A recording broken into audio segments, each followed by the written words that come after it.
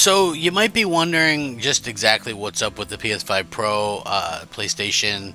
When is it going to be happening? When will pre-orders kind of start? That kind of thing. There was an article that came out and it was sort of talking about this in a very interesting way. So I thought worthy of doing a video for sure, and I'm sure many of you will probably agree. So kind of a fun thing to get started on, and maybe that we can kind of get a discussion going, maybe some back and forth and things like that. Would love to kind of get that out of the way. But hey, anyway, whatever. I'm going to get started. What's up, everybody? I'm Crap Gamer. This is Crap Gamer Reviews with another video. Thank you so much for joining me. Please slap the like button. Go ahead and subscribe and share it out if you wouldn't mind. Again, this is something that a lot of people will probably want to hear. And again, it's, still take it with a grain of salt because nothing's official until it's official. But, gamers are clearly anticipating the next iteration of Sony's console. The PlayStation 5 Pro will probably do extremely well this holiday season. So the rumor mill is buzzing with speculation about, its launch date, the specs, the pre-order details. We already know a lot about the specs and things like that, thanks to a ton of leaks. An official release date has not yet been confirmed, but speculation suggests that pre-orders for the upgraded console could commence as early as September, and the prediction is based on Sony's consistent pattern of opening pre-orders shortly after official announcements. Now, their consistent pre-order timeline, historically Sony initiates pre-orders for its consoles soon after their official unveiling. Both the PS5 and PS4 Pro were made available for pre-order in September of 2020 and 2016 respectively, and these consoles were then released in November. The only deviation was the PS5 Slim, which was launched in November without a preceding pre-order phase. The PS5 Pro's potential unveiling at the Tokyo Game Show, the rumors are kind of suggesting that they might introduce it at the Tokyo Game Show, which is scheduled to begin September 26. If this speculation proves accurate, pre-orders for the console could start shortly after its reveal, and the upcoming console is expected to generate significant demand among gaming enthusiasts. So, one thing that is very clear is that, right now at year 4 for the PS5 and the Xbox Series X and S, some people are definitely looking to kind of move on to something a little bit bigger and better, and I can understand that sort of thought process for sure.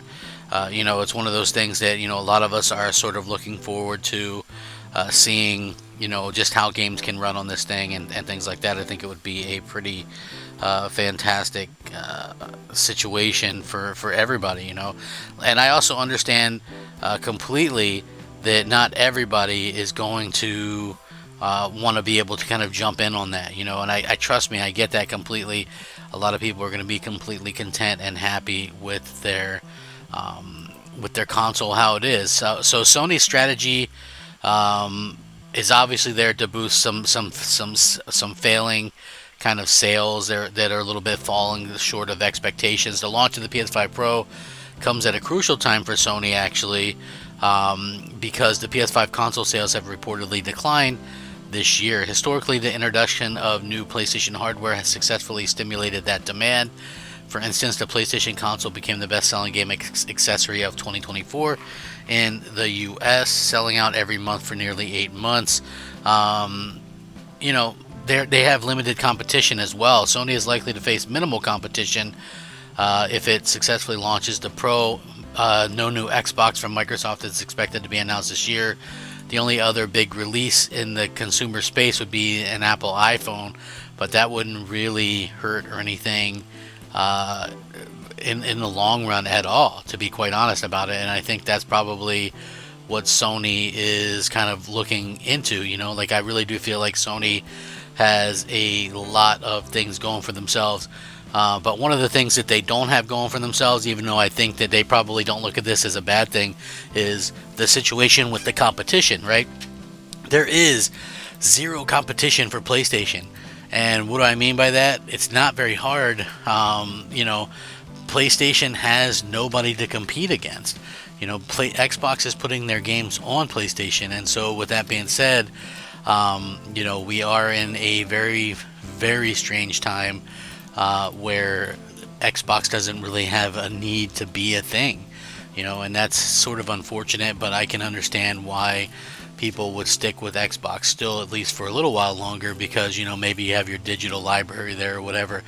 But I think that Microsoft realistically just doesn't care about the hardware anymore at this point, and really just only cares about like the software and getting paid for that kind of thing. So again, we'll see what happens. I'm not at all convinced that Microsoft understands kind of what's going on, but there's also a situation where a lot of us don't really understand what's happening in the long term. So we'll see. I do feel like Microsoft is in a very strange situation right now in comparison to what Sony is doing. But is that going to change the game? Is it going to really kind of do anything specific? I'm not really sure. We'll have to wait and see what happens. But I do think that Microsoft is in a very smart place right now, or not a very smart place compared to Sony, and they'll have to figure out a way to kind of get things done. Is that going to be what they're going to be able to do? I'm not really sure. I feel like Sony has every advantage that Microsoft doesn't. So what to expect from the PS5 Pro? Looks like it's set to be pretty much a game changer with the faster GPU for enhanced ray tracing, a CPU that can run at higher speeds, and an additional 1.2 gigabyte of system memory, custom architecture, I think, with like the machine learning for upscale quality. Stuff like Black Myth Wukong right now, which is getting a little bit shredded for what it's able to kind of get started, right? And what I mean by that is if we kind of look at what's happening with that game, the performance on PlayStation 5, actually the performance across the board is kind of bad. And obviously, as you know, if you've been following the situation, that game was delayed on Xbox because they couldn't really just get it running on there. Probably a problem with the Series S, to be honest with you. But again, Sony is in a spot where they're able to get their stuff out there because people are going to want to put their games on a console that has 60 plus million units sold, and Microsoft isn't in that kind of position right now. So again, a Pro would be very advantageous for Sony. People really want to play this game or whatever the case may be in the future, whether it be GTA 6 or anything in the future. And then we would have this kind of situation where they could have that, and that's exactly what we kind of see now. Will Microsoft be able to kind of combat that? It doesn't, in my opinion, probably not. At least not with the way that they're planning on doing it now. But again, do they even care about the hardware spot?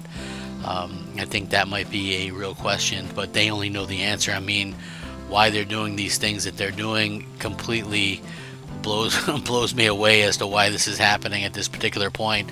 But again, on Sony's part, there's so many games that they have. The showcase, they have the Wolverine game, they have the Venom game, they have Death Stranding 2. They've got a lot of stuff that they could indeed showcase on this. But is it going to be something that and hopefully get something going out of that? I honestly don't know the answer to that. I think that a lot of people are waiting for the PS5 Pro.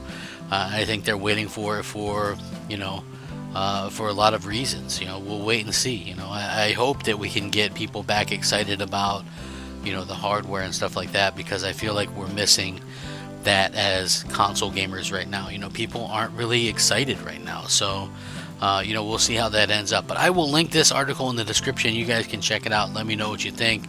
I really hope that things kind of start working out for everybody. I would rather see all the consoles getting equal, or at least really good sales and expectations and things like that. So yeah, it should be fun to see. I'm excited about it and excited about the future as well. Let me know what you guys think. Again, check it out, subscribe, all that kind of good stuff.